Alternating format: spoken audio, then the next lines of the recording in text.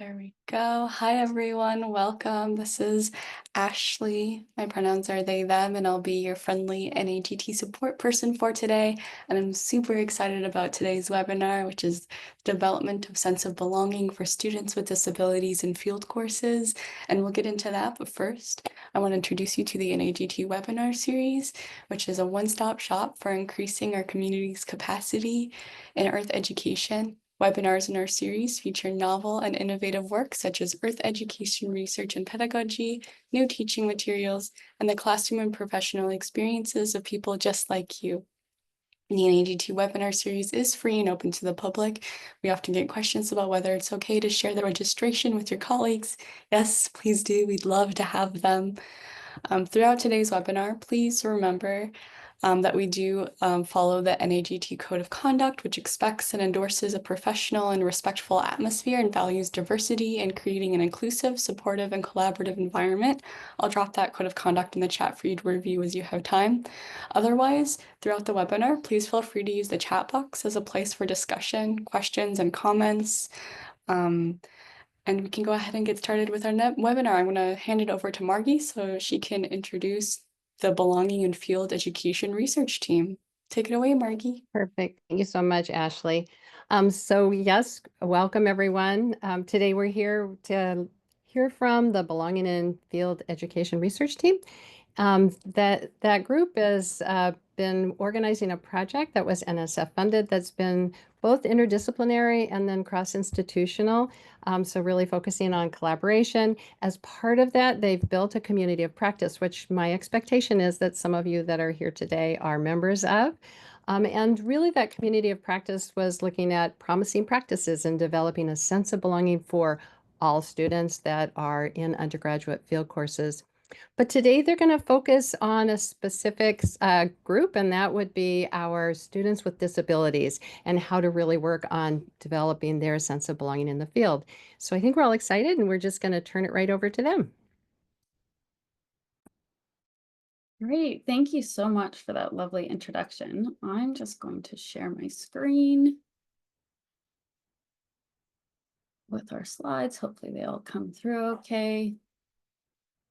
No one's screaming at me, so I assume it's fine. Thank you so much for having us and all of you for joining. It's great to see lots of familiar names and faces and some new ones too. I love this community, so really happy to be here sharing some of our work today. So you'll hear a bit more about the team in a second. My name's AJ, and as part of this webinar, one of the inclusive and accessible practices we're going to try and achieve is just quickly saying who's speaking when we start, so that for folks who may not be able to see that, they know as the speaker is sort of changing hands. And there's a few of us here, 4 of us that will be speaking, and we'll be changing back and forth. So it's I think particularly important in this type of webinar to do that. So again, I'm AJ, and I'm just going to start us with a quick check-in just to get us all warmed up and see how we're feeling today. We don't often get those moments where we get to just pause and reflect on where we're at today. So here's a little check-in for you. If you could, please enter into the chat the number that best describes how you're feeling today. And I'm going to describe each of these numbers. They're animals in a grid with various expressions. So number 1, we've got a sort of blobby seal, very round, just kind of sitting outside, maybe a little bit cold. Number 2, we've got a frightened, maybe sort of flabbergasted cat, looks a bit overwhelmed. Number 3, we have a sort of bemused, smirking sheep. Number 4, we've got a cat who's just conked out, sleeping on the couch. Number 5, I would say maybe a slightly intrigued but paused koala, waiting for next instructions. Number 6 is an owl wrapped in a blanket. Looks a little bit scared. I think maybe having a bit of a moment. Also having a moment is number 7, the panda, who sort of flopped over a branch or a yeah, it looks like probably a branch or a bamboo shoot or something like that. Number 8 is another cat that looks maybe a bit disgusted, eyes squinty, tongue curled up. And number 9 is a very, very proper raccoon in a button-up shirt, looking ready to please, maybe a bit of a teacher's pet, ready for the next thing to come. So I can see the chats rolling in. Probably my description gave folks enough time to respond, but I'm just going to have a quick scroll through. I see numbers all over the map. Lots of 7s. Yeah, maybe that time of year. For me, it's just past 7 a.m. here in New Zealand, so I was number 4 not too long ago, but I think I'm becoming more of number 3, the sheep, because I've had my coffee and I'm, like I said, really excited to be here. So the smile is increasing and hopefully it'll be really big by the end of the webinar. So thanks all for taking a moment to check in with us. We're going to use the chat throughout the session, and we'll do our best to triage questions as they come in. So please pop things in the chat as you're thinking about them. Know that we'll get to them. We may not get to them immediately if we feel like they might be best answered towards the end of the session, but we will be keeping an eye on it.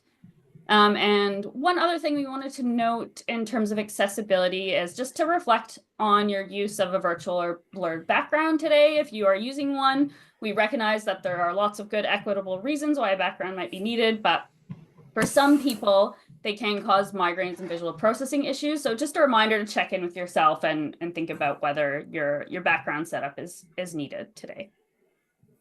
So I think that's all I've got.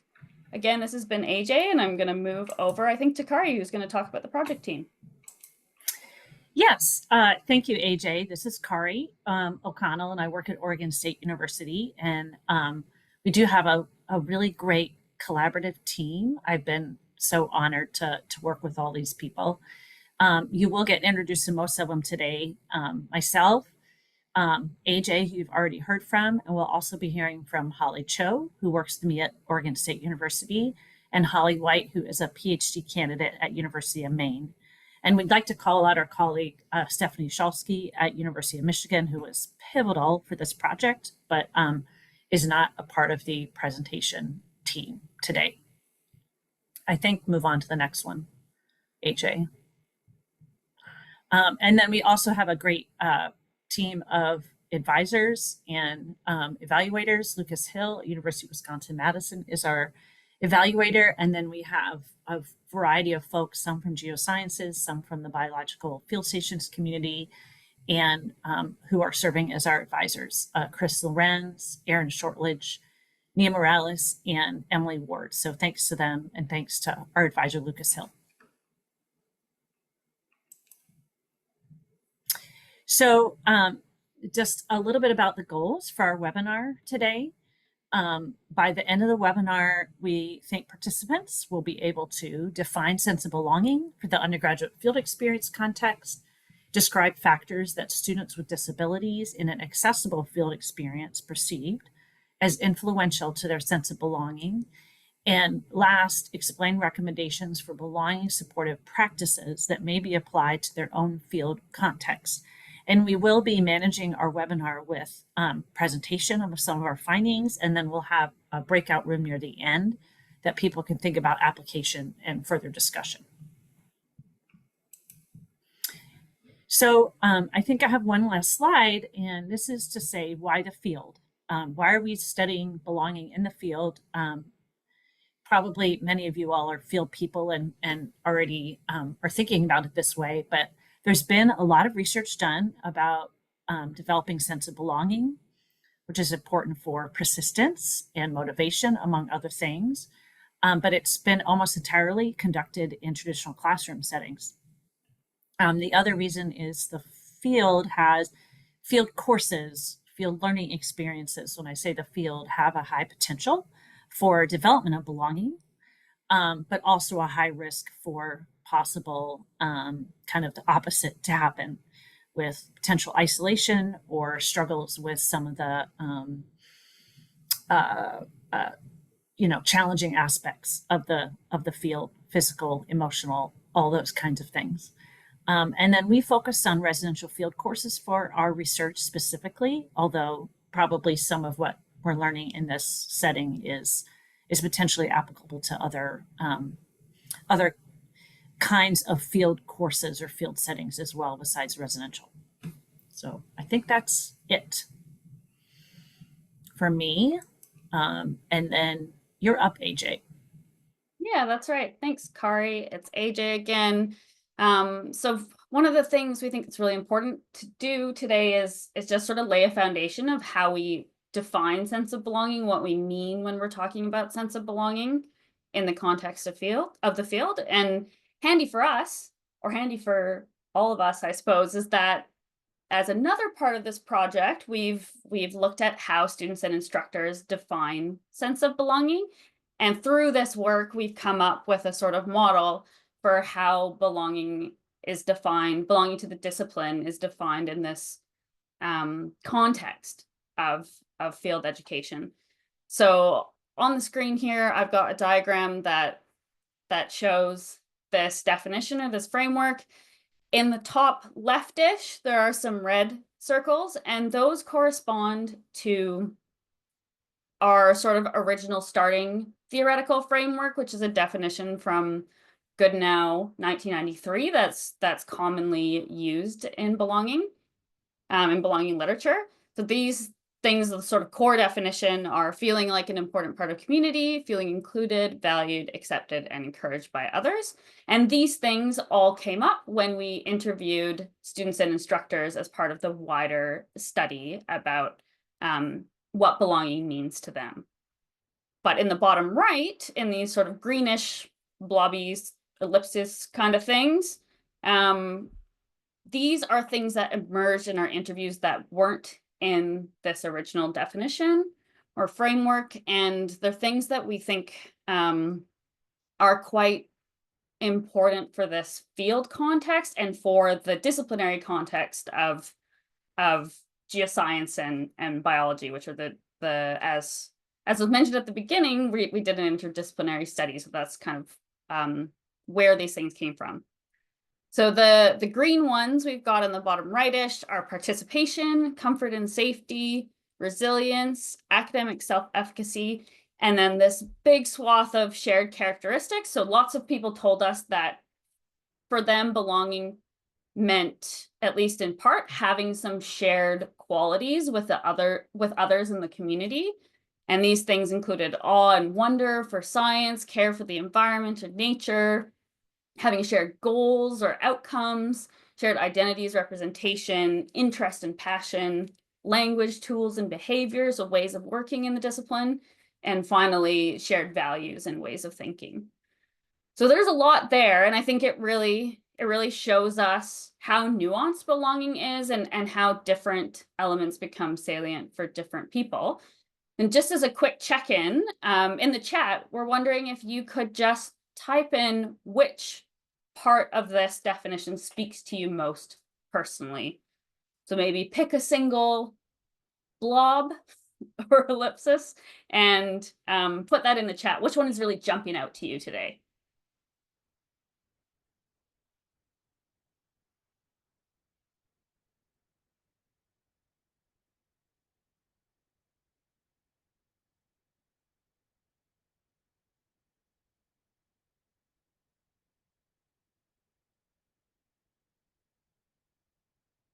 Wow, I've seen them start to come through, and so interesting how varied they are. There are different things that stand out to different people, and probably different things that stand out to you on different days too, because we all bring our own lived experience and identities to the way that we feel belonging, and that's well documented in the literature too. So really, really nice to see that breadth, and realizing as I talk about this that I probably need to find a better term than blob, but I'm glad that you all are running with it. So thank you for that. Cool. We've got heaps in here, and I think it's slowed down a bit, so I'm going to move to the next slide, but feel free to keep popping in the chat if things come up to you. And next we've got Holly White. Yes, I'm one of the two Hollies that are going to be presenting today. So I'm Holly White, and I just want to bring up our overall research questions, and then I'll get into the methods and one of the courses that are a big part of this study. So the guiding questions we are aiming to answer are, what factors do students with disabilities perceive as influential to the development of sense of belonging in these residential field courses? And then to what extent are there differences in factors between a field course that was intentionally designed for students with disabilities compared to other field courses that were not intentionally designed specifically for students with disabilities? You can go to the next slide.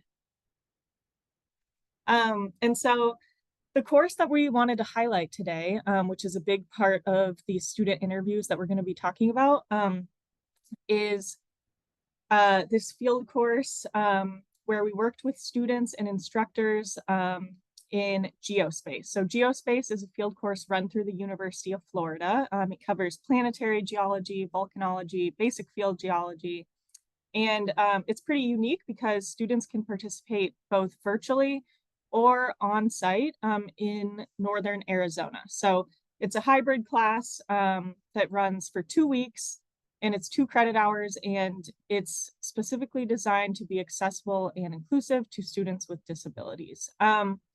And I just want to give a shout out to and a thank you to Dr. Anita Marshall and Yesenia Arroyo for facilitating our connection with the course and allowing me to come and visit and interview and talk with the students, because we've learned so much from this. You can go to the next slide. Oh, and then in the picture there, I just have a picture of the GeoSPACE students. And I think I'm going to link the rest of the program team if you want to read more about them, because there's a lot more instructors in this course who made it really great. And you can go to the next slide. So as I mentioned, we did student interviews. We interviewed 9 students from GeoSPACE. So some of these were in-person interviews that I did. So I went to Arizona and visited with the instructors and students. And then the rest of the team conducted the virtual interviews with the students who were online for the course. And then today we're going to be kind of comparing these with some interviews from non-GeoSPACE students. So those students took field courses that were not necessarily designed with disability inclusion in mind. And this was a part of a larger study where we interviewed and surveyed students and instructors from 6 different field courses across the US.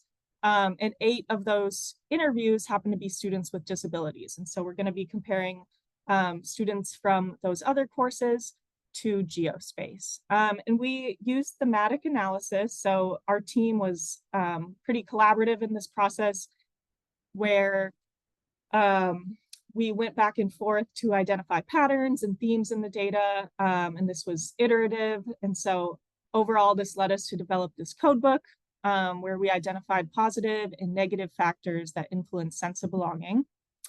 And you can go to the next slide. Thanks, and then Holly. I'll pass it to you. Perfect. Thank you. Yeah, it's AJ again.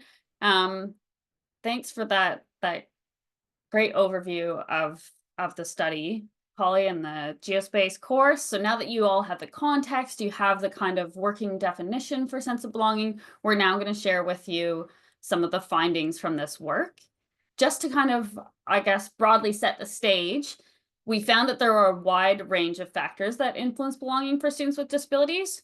There were particularly positive experiences and unique practices that we really want to elevate that we found in GeoSPACE, this course that was intentionally designed for students with disabilities. But we will note that these positive experiences were not unique to the setting. Or not exclusive to the setting, I should say. There were positive experiences for students with disabilities in other field courses too. So we'll highlight some of those, and we'll also show you what it looked like in some not so positive experiences as well. So we'll share with you some of these overarching factors that we found and some quotes that kind of exemplify them, just to give you a sense of really what it felt like for the students who are engaging in courses that used or didn't use certain practices. And then we'll spend a bit of time discussing it afterwards. So we'll start by introducing a theme around technology, and I'll throw it back to Holly White, who's going to share these quotes. Yeah, so one thing that positively impacts sense of belonging was the intentional use of technology. So this was in the GeoSPACE course, but GeoSPACE utilized not only Zoom, but also Discord to make sure that both in-person and virtual students were able to meaningfully interact and communicate and still work together in groups, even though they were taking the class in different modes. So this quote, the student says, the instructors have done a very good job of making sure the virtual students are integrated into the in-person course. I've always felt their presence and they're included in our group work. And we also have a big Discord server so that everyone can communicate with each other, both online and in person. And so they emphasized that everyone was included, whether they were in person or virtual. Next slide. Thanks. And then another positive quote here, still aligned with the intentional use of technology, was more aligned with the instructors making sure to record class sessions and post them online for students, even if they missed a topic or a lecture, so they were still included and aware of what's going on. So this student mentioned that whenever they would have Zoom meetings, they would always post the link afterwards. They could go back and refer to those recordings. And so they weren't left out. And maybe in other classes where it's like, if you missed it, you missed it. You just have to ask someone for notes. In this case, they were still able to see what the class was doing, even if they, for example, this student mentioned, even if I was fatigued and couldn't attend. Next slide. Another really important theme was the flexible design and participation. So this student mentioned that the instructors made it very clear that it was okay to miss an activity if needed. So they said the instructors were generally flexible, very understanding. Whenever I had fatigue, it was okay. The instructors mentioned that they could take it easy and to just keep communicating with the instructors, whatever they were feeling. So there wasn't any time where they felt like they had to go and do something because they felt their instructors were understanding of that. And yeah, I hope I'm not going too fast. If you want to take a minute to like read this quote.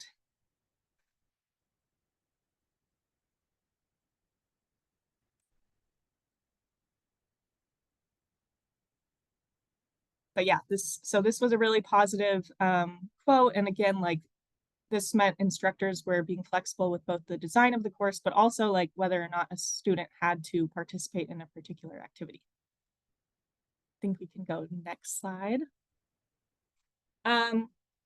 However, kind of on the flip side of this, students also sometimes felt in certain field courses that that the flexible design was not there, and the lack of flexibility was negatively affecting their sense of belonging.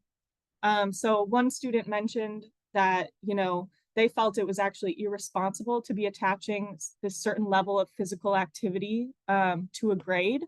And they felt that, you know, if they could not make it to a certain area in the field because they were exhausted or just going slower or just feeling uncomfortable with the hike, they basically were missing out on information and would be punished grade-wise. And so that's kind of the flip side of like that flexibility can be a really positive thing, but it could also be negative if there was a lack of flexibility in that. Next slide. And then I think I'm passing it to Holly Cho now. Hi. So another theme that we noticed was a need for rest that was supported, that students with disabilities felt was really important to them when that was supported. So this student shared, yesterday we had been in the field and it was super hot. Some of the people needed to rest after getting back to the hotel, and there wasn't really pressure of like, are you getting up now or when are you getting up? It was respecting people and also respecting that they are going to do what they need to do. And then on the flip side, if we look at the next slide, so this student, this is sort of referencing some interpersonal drama between students that had been occurring throughout the course. And they shared that we only had one day in the 5 weeks of the course that was off without other work. And I felt like every time the drama started to get bad, if there was an off day or some sort or an off evening, it would subside a bit because we could all get out, do our own thing, have some alone time, and breathe. Next slide, please. Other personal needs that were supported. So this is kind of like a broader bucket that weren't specifically related to rest or some other categories, was having just basic needs met is a huge part of belonging. And I think that this is a big part of it. I haven't had to worry about, can I eat it? Because I've always just had something available to me during the course. And that's one of the biggest things I've worried about, just as somebody with lifelong, pretty severe dietary restrictions. And then another student who felt that their personal needs were supported said that whenever I've had problems in the field, it's been adjusted appropriately. If I really needed to go to the toilet, then they've driven me to the bathroom. And I'll pass it off to AJ to talk about shared identities. Thanks, Holly Cho. It's AJ here. As Holly mentioned, our next few quotes are around this idea of shared identities and identities broadly being supported in the field. And this quote deals with having shared identities with instructors in the course and a particularly positive experience. So here the student talks about hearing one of the professors be open about their chronic fatigue and kind of noting when they wouldn't do something because they can't physically do it. And for the student, hearing that kind of validated them to say, oh yeah, I'm not just making up an excuse. I have a genuine reason to not do this thing. This is actually physical. And having some of those reassurances from their professors who are also disabled helped them feel like they had more belonging in the course. But they also note that just in general, people were like, hey, what's your limit? And just making sure that you're not crossing over it. So although this quote broadly talks about having shared identities, it also points to the importance of just having awareness of different needs and identities, just knowing the diversity of a field course and being able to reflect that back and recognize the range of identities in the room or in the space. And here's another example around a similar sort of factor, this idea of shared identities, but in this case, having shared identities, in this case, identities as students with disabilities with their peers in the course. So I'll give you a second just to read this quote.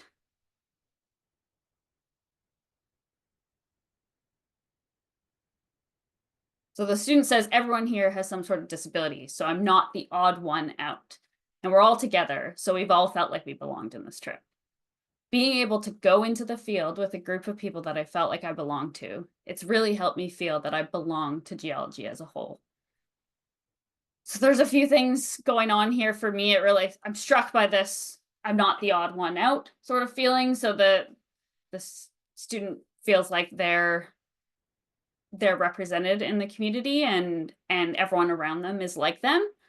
And there's also these layers of belonging. The student talks about belonging in the trip and belonging with this group of people and also belonging to geology as a whole. So for me, that really speaks to the power that we have in our field experiences to not just support belonging in that time, but the flow and effects that it will have for students feeling like they're connected to the discipline. So really a lot of influence we have there, and a lot, I guess, riding on how we thoughtfully design our field experiences.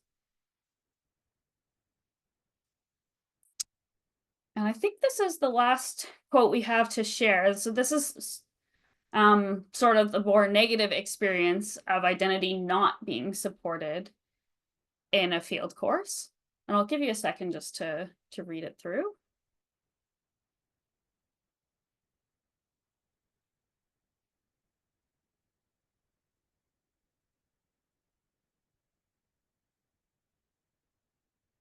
So the student says that they would like to see a lot more understanding for autism.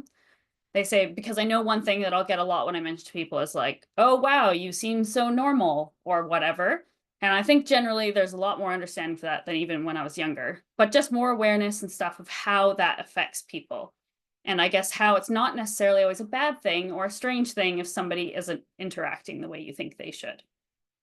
So for me, this quote really shows that their shared identities are important, but there's also a broad awareness and understanding that we need to engender in our communities. And we have, the field is a really important place where we can do this and normalize all different sorts of identities and really show that, you know, the last part of the quote really speaks to me, this idea that it's not, they use the word a bad thing or a strange thing when someone's not interacting in the way you expect. So we can model the behavior of there not being one particular, say, neurotypical way, and that's the only way that someone should interact in the field. We can model that there are different ways to interact, and we respond to those all equitably.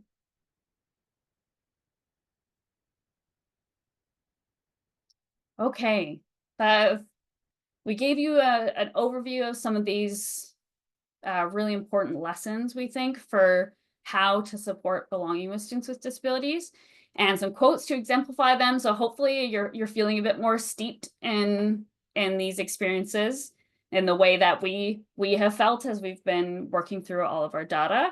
We're now going to set you into breakout rooms to discuss these different aspects or factors that contributed to belonging.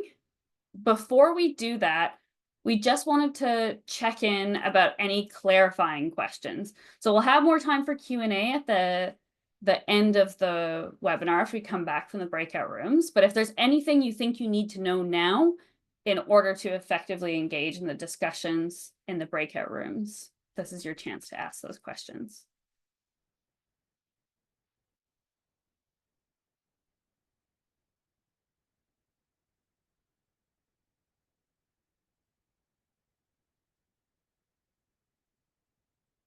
Are we just supposed to unmute, or I missed the part about the instructions? Sorry. Yeah, sorry. So for the questions, you can unmute if you like, or you can pop them in the chat, and we'll just triage them and figure out what we need to answer now and what we can save for later. And then we'll pop you into breakout rooms for the discussion. Okay. Was it that there was a mix of physical and non-physical disabilities, or was it like primarily one or the other? Yeah, thanks for that question, Nautica. And I see Dee Dee's asked a similar one in the chat.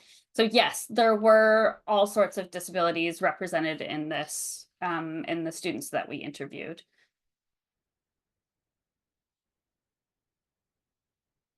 Thank you. Yeah, no worries. Thanks for the question. I might save Laura's question until we come back, if that's okay with you, Laura, because I think it's sort of a broader question that we can address towards the end of the webinar. Breakouts are ready to go if there are no more questions. Awesome. Thank you, Holly. Just to set the breakout rooms up, we have these 5 different aspects that we talked about: leveraging technology, flexible design and participation, personal need for rest, other personal needs, and identity supported by peers and instructors. And Holly's just popped these instructions in the chat too. Thank you, Holly. Pick one of those aspects to discuss. And then we have some questions associated with each of those for you to answer. You don't need to take notes, but we've just got a document that sets some different questions for the different topics. Spend a quick moment introducing yourselves and then discuss the questions that are in there. Any last clarifying questions before we set you into breakout rooms? I think we'll do 10 minutes for this. Does that sound okay, team?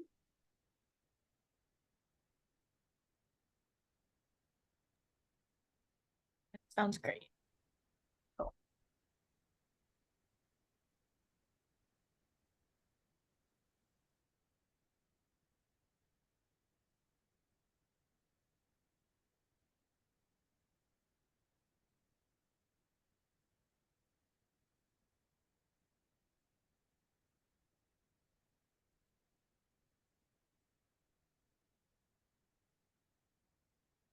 just be in the chat.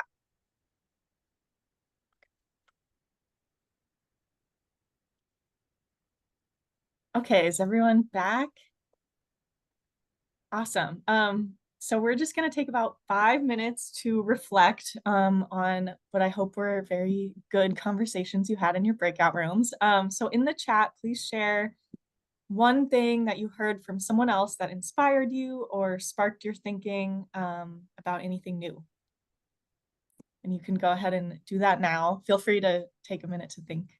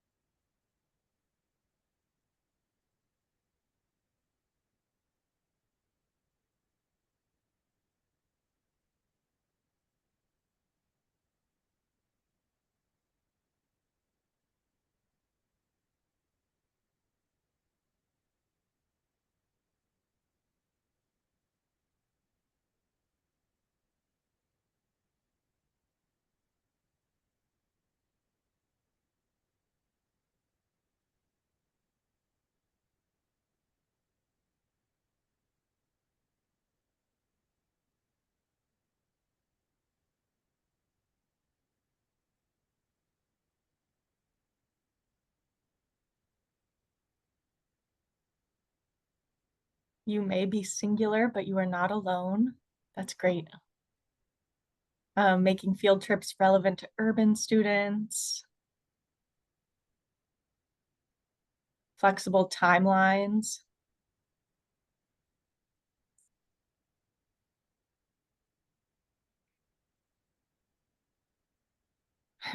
Why does everyone need to hike 10 miles for 6 weeks straight? Good question.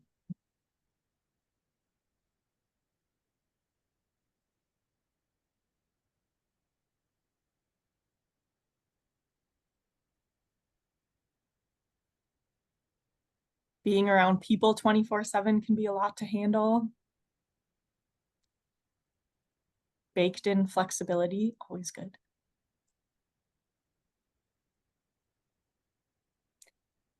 Bluetooth devices in the field so one person can navigate the terrain and send data to their partner via Bluetooth. That's a cool idea.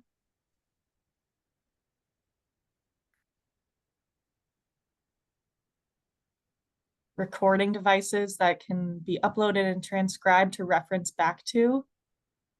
That'd be really great.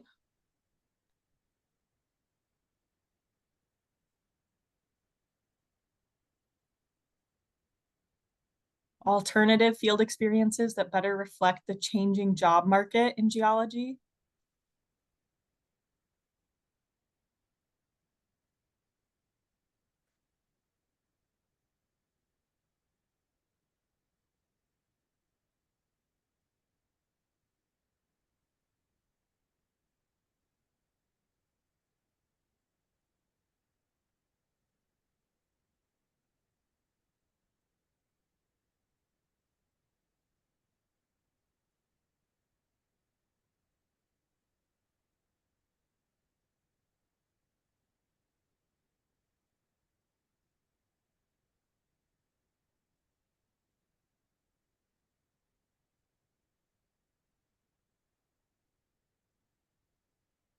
Seeing a lot of thumbs up for the being around people 24/7 is hard.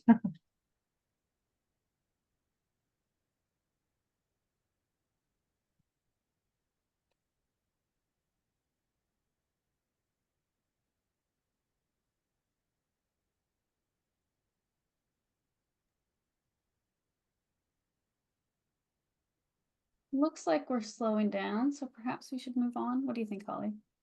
Yeah, I think that sounds good. Those are all great. Yeah, thanks everyone. It's AJ here. Thanks everyone for those reflections. It looks like you all had lots of interesting discussions in your breakout rooms, which is absolutely what we were hoping for. We're just gonna wrap up the session and then we'll have a bit of time for question and answer period, and we'll go back to the first couple of questions in the chat to kick that off. So just to wrap up, we really think the key is just having thoughtful design to support belonging for students with disabilities. That intentional approach to building these key components in is so important. But we do believe it's achievable in any field course. And I was happy to see in the chat, I think someone used the word easy to make some of these kind of anchor changes, and technology can help. We clearly saw that with GeoSPACE, but it's not the only strategy. There's lots of different strategies that we saw worked, and we shared a few of those with you today. Just to recap those, we talked about intentionally leveraging technology, flexible design participation, supporting personal needs for rest. And I love how in the chat, people called out instructor need for rest too. That's such an important component that's often overlooked because we're thinking so much about our students first and foremost, which is, you know, the right thing to do. But I'm glad that we're attending to our own needs as well, or at least considering how we can do that better. And then our last two were supporting other personal needs like dietary needs and needs for restrooms, and having identities supported by peers and instructors. And in the case here, we are largely talking about the disability identity, but we saw this across field courses for all different sorts of identities.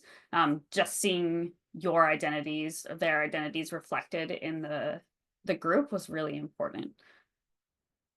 So just to close off, we want to thank all of our student and instructor participants. So many people contributed to this project in all sorts of ways and thoughtfully gave their time and reflections, and we really appreciate it. We hope that we'll all continue to make field experiences better as a result. Thank you especially to GeoSPACE for facilitating this connection and collaborating with us on this work, to NSF for funding the project, to Jessica Sawyer from the STEM Research Center at OSU for doing all of our amazing design. She designed our logo and the slide setup and color scheme, so cool. And thank you also to NAGT for hosting this webinar and all that you do for the geoscience education community. So we'll just close off with a couple of QR codes. There's a link to our project website if you want it, and also what we call our Promising Practices Reflective Tool, which is a document that sets out the types of things we need to think about to better support belonging in the field based on what we heard from students and instructors in interviews. Those interviews included students with disabilities, but this document is not exclusive to them. It reflects the broad, the broad swath of students and instructors that we talk to. So I'll stop talking now and pause for dramatic effect. And we've got some time for questions now.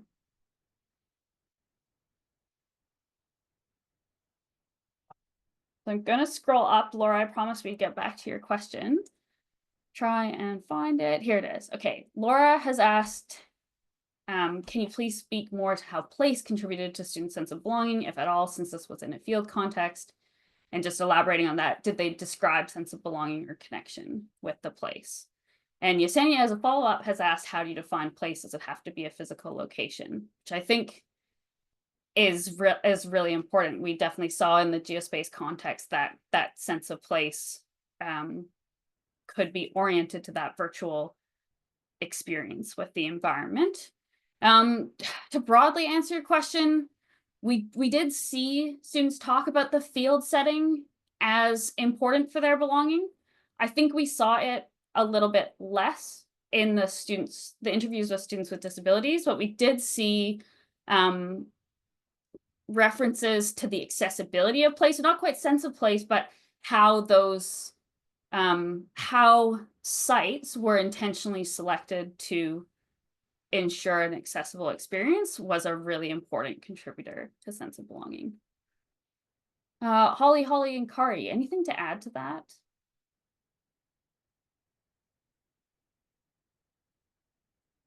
Let's see a few head shakes. Hopefully that answers your question, Laura. But we're always happy to talk about it more at a later date too. So feel free to reach out to us at any time. I'm trying to find, I know we've got a question from Beth that we wanted to get back to, and I've lost track of it.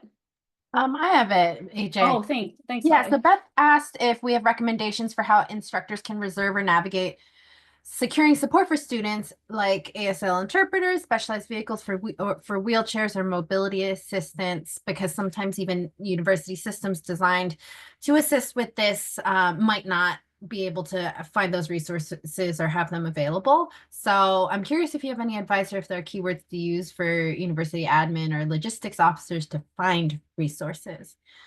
This is a great question, Beth. And we were actually wondering, Anita or Yesenia, if you're willing to jump in because you are the experts and I know you're here. Yeah, I could say a little bit about that. So I have a few suggestions. Not all of it'll work for everybody.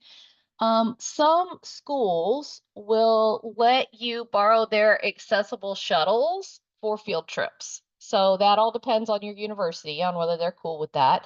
But most universities have some sort of accessible transit they're required to on campus. A lot of those sit in the vehicle barn on the weekends and in the summertime. So some schools will let you use those.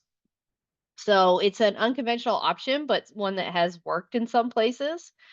Um, if you have I even hate to say it, an actively funded NSF project, um, there is a special fund you can apply to at NSF for supporting participants with disabilities. So an extra pot of money specifically for that. That's I don't remember what the acronym means, but I think it's called the FACED supplement. And you can look at that as well. So you can also always pitch your idea to the International Association for Geoscience Diversity and see if they'll throw some money at what you need. D.org. Those are my ideas.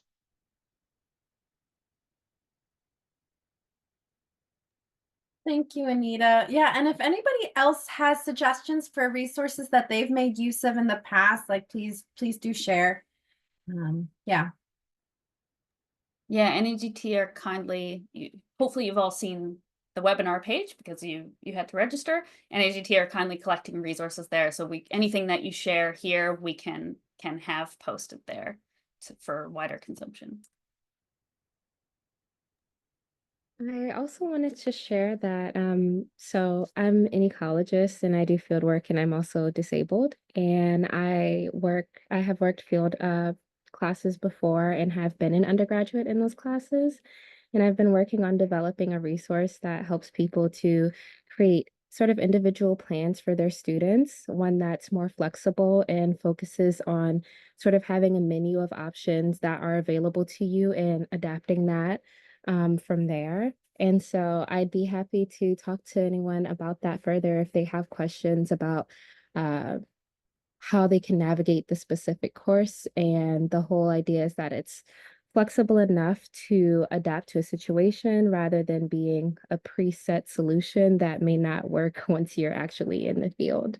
I've tried it with different students before and it's worked so far, but having more chances to use it will help me refine it. So if anybody wants to work together on developing this, I'd be happy to talk. Awesome. Thanks so much for sharing that, Monica. So glad you are doing this work.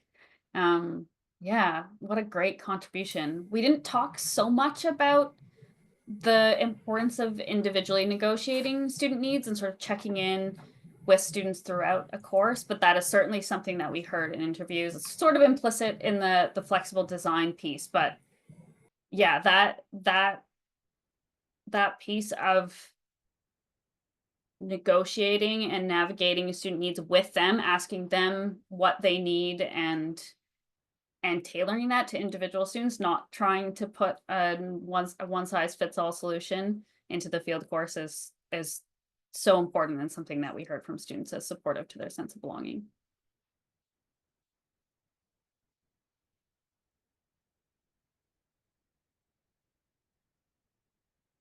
Oh, we've got one more question in the chat, and I think that will probably have to be our last one, but it's a very interesting one. So Arya, hopefully I'm pronouncing that correctly, asked to what extent do students know what their needs will be going into a field trip, and were the students themselves themselves often surprised? Oh, such a good question. Like, where to start? I think with good preparation and orientation to the field experience, we saw that was a really important thing for students belonging generally. That can help them anticipate their needs more if they know exactly what the field experience is going to be like. A lot of times we sort of rely on surprising them. I don't really know why, but I think there tends to be a sense of trial by fire, and of course they can't anticipate their needs for an experience that they have no idea what it's going to be like. So I think we can do a lot to help them better anticipate their needs, but I'm sure there are surprises that come along the way too. Anita, I feel like you might have been about to jump in. Yeah, I'll be real. Most students with disabilities, it does not matter how much training, how much prep, how much information you give them ahead of time. If they have never been in the field before, they have no reference frame. So they don't know what they need until they get out there. And so that's where the flexibility comes in, where you're going to have to be willing to adapt on the fly sometimes, because a lot of times, even if they're trying and you're trying to prep as best as possible, they just don't know until they get out there and really see how field work works for them, right? And so, yeah, that's where that flexibility really comes in. If I can just add, one thing that I feel like might help that has come up in the community of practice that we had convened for this was, some of our community practice members, for example, experimented with bringing in a student alum who had taken the course before as part of the orientation meeting to answer questions, and they found that to be fairly effective. Another community of practice member had her students take photos and videos of the field site while they were out there to create a trailer that could be shared with future students. So that could be another way of kind of giving as much information as possible. So what our school created is UC Davis, a gear lending program. A lot of times it's gear is also a big, I don't want to call it disability, but a hampering point that you don't have the good shoes, you don't have the money to buy the good shoes, you don't have a tent, you don't have, the sleeping bag or the sleeping pad. So we crowdfunded for a year lending program, and we have now gear that we can actually lend out to students, and that helps quite a bit as well.